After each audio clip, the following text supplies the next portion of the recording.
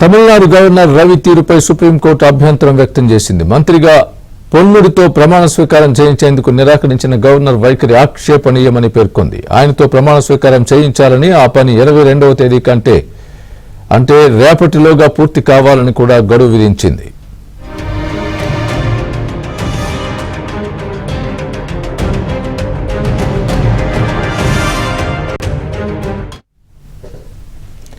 ఒక కేసులో శిక్ష పడడంతో అంతవరకు మంత్రిగా ఉన్న పొన్ముడి రాజీనామా చేశారు. తర్వాత పొన్ముడికి విధించిన శిక్షపై సుప్రీంకోర్టు స్టే విధించడంతో ఆయన్ను మళ్లీ మంత్రివర్గంలోకి తీసుకునేందుకు సీఎం స్టాలిన్ నిర్ణయించారు. దీనికి సంబంధించిన ఫైల్ రాజ్భవన్ కు పంపగా పొన్ముడి చేత ప్రమాణ స్వీకారం చేయించేందుకు గవర్నర్ రవి నిరాకరించారు. పొన్ముడికి విధించిన శిక్షను రద్దు చేయలేదని, కేవలం స్టే విధించారని గుర్తు చేసిన గవర్నర్ పొన్ముడి చేత ప్రమాణ స్వీకారం చేయించేందుకు నిరాకరించారు.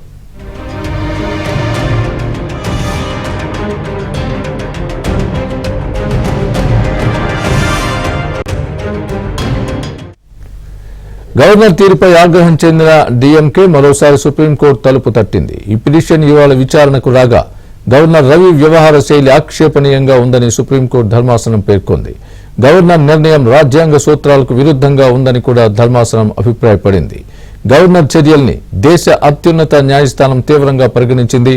రేపటిలోగా పొన్ముడి చేత ప్రమాణ స్వీకారం చేయించాలని కోర్టు చెప్పింది.